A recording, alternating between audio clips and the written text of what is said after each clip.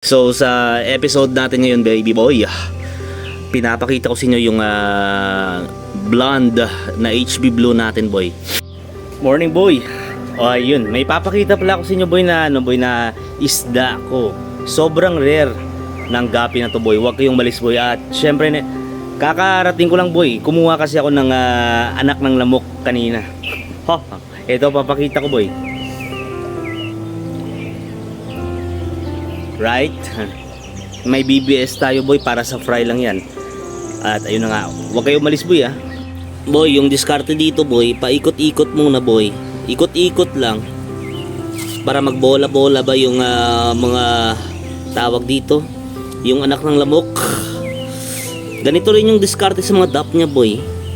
Pagkatapos nyan, syempre, kapag nagbola-bola na at ilalagay yan natin dito, boy, yung ginagawa kong diskarte palagi, lods, ha. Yun, may natira pa na konti, oh. Okay, ilalagay natin sa net.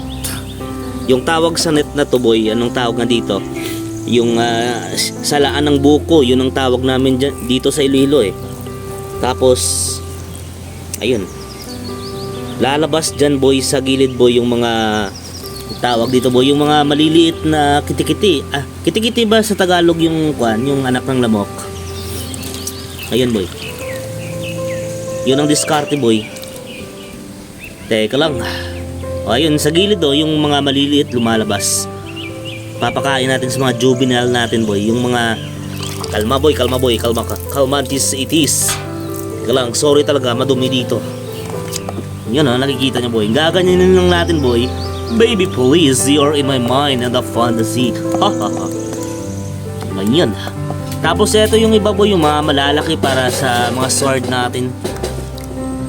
Ngayon, example, ganyan, boy. Maliliit na yan, boy. Patience lang. Yun ang diskarte, boy, ha. Alright.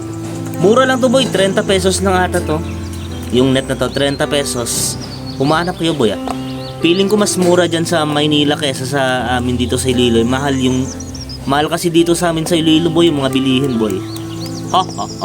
So sa episode natin ngayon, baby boy, pinapakita ko sa inyo yung blonde na HB Blue natin, boy. So sa HB Blue nang galing to, lumabas lang, baby, please. Kaso sa linyada na to, baby boy, makikita nyo yung color ng katawan nila. Meron siyang blonde jeans, baby boy. Blondie yung tawag sa mga gapi na ganito yung color yung katawan, boy. Kaya yun, yung full gold ata, ganito rin ata yung kulay ng katawan nila.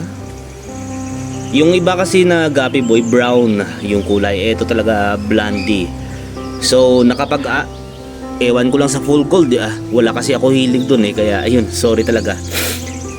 Pero nakaalaga na rin ako, boy, ng cobra na blondie. Katulad rin ng ganito yung katawan, yung kulay ng katawan nila. Kaya ayun, parang albino yun. So papakita ko lang sa inyo, boy, yung top view. Yun, parang pinkish na, parang albino talaga yung kulay ng katawan nila, boy. Kaya baby, please, yung problema dito, lods, intense yung kulay niya, boy, mas intense pa ata sa HB Blue ko to na original. Kasi yung problema dito, yung dorsal niya, iba yung kulay ng dorsal niya kaysa sa buntot niya, boy. Kaya hindi ata pwede i-show to. Malulugi to sa show, boy. Pero sa kulay lang naman, baby boy, i-flare nga natin, boy. Flare pa, boy. Flare pa, boy. Ganda rin ang dorsal niya, boy. Pero kung sa kulay lang yung pag-uusapan, lods, mananalo to sa kulay lang. Kasi yung kulay ng buntot niya, grabe ka intense. Ang problema lang yung dorsal. Napakahirap pumili ng mga isda na pwedeng i-show, boy, no? Ganda pa ng buntot nila, boy. Pwede pang nasa isang tangke lang to, boy, 10 gallon na tangke. Kaya yun, no?